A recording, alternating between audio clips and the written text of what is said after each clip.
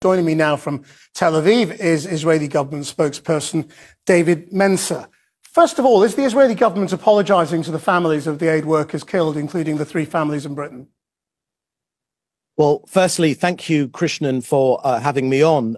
From the Prime Minister to the Defense Minister to the spokesman for the Israel Defense Forces, all of us have expressed grief about this occurrence. Yes, but are you apologizing? To be frank, if you let me answer, Krishnan, there's no point attacking me already. I've just arrived, for heaven's sake. I'm not attacking you. I'm just asking you a simple question. I want an answer to it. Are you apologizing? And allow me to answer. We have expressed grief about this operation, but we need to find out exactly what has happened. The Prime Minister, as he came out of hospital today, the Defense Minister and Minister Gallant have all expressed grief. Indeed, there is a sense of grief across the whole country because WKD are one of the good guys. But you said this was unintentional. So this was a mistake, wasn't it? So you can apologize already. You don't need to know the precise details to issue an apology. Clearly, there are grieving families tonight.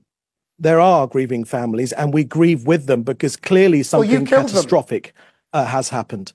Clearly something catastrophic has happened. It's not something that we wanted, and we're going to get to the bottom of this and find out exactly what happened, because the role of bringing aid to innocent Gazans, to ordinary Gazans, not to Hamas, to the genocidal terror organization Hamas, that role is sacrosanct to us. We've got no beef with the people of Gaza, ordinary people. We're trying to get as much aid as we possibly can. I mean, it's not sacrosanct. The dilemma, saying things like you're trying to get as much aid as possible is just not true, because only a few days ago, the UN's highest court, the ICJ, ordered Israel to, without delay, facilitate humanitarian aid. And tonight, a ship laden with tons of aid is sailing away, and humanitarian organizations are saying it is simply too dangerous for them to carry on supplying aid because you kill their aid workers. So it is just not true to say it's sacrosanct.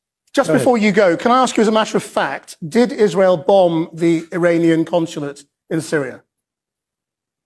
So I've got no comment on that, but what I can share with you is that Daniel Hagari said quite clearly that it wasn't a civilian embassy. It was a military base for Al-Quds. No, as I said, that was a military base for the Al-Quds force. Iran, unfortunately, once again, trying to destabilize this region, not for the good of the Palestinian people, not for the good of the Arab world at large, but just to destabilize this region. We're trying to go for peace.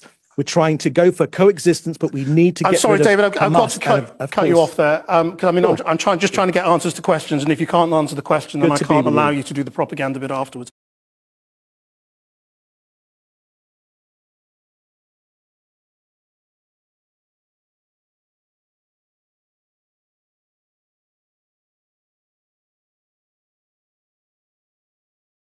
Your question presumes, at this very early hour, that it was a deliberate strike, that they knew exactly what they were hitting, that they were hitting aid workers and did it on purpose, and there's no evidence of that. I would also remind you, sir, that we continue to look at incidents as they occur. The State Department has a process in place, and to date, as you and I are speaking, they have not found any incidents where the Israelis have violated international humanitarian law. And lest you think we don't take it seriously, I can assure you that we do. We look at this in real time.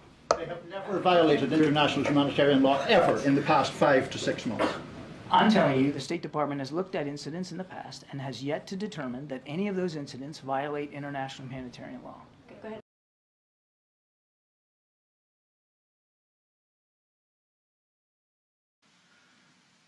Quindi io voglio che ora voi vi alziate. Voglio che tutti voi vi alziate dalle vostre sedie. Voglio che vi alziate proprio adesso. Andiate alla finestra e l'apriate e vi affacciate tutti ed urliate: sono incazzato nero e tutto questo non lo accetterò più!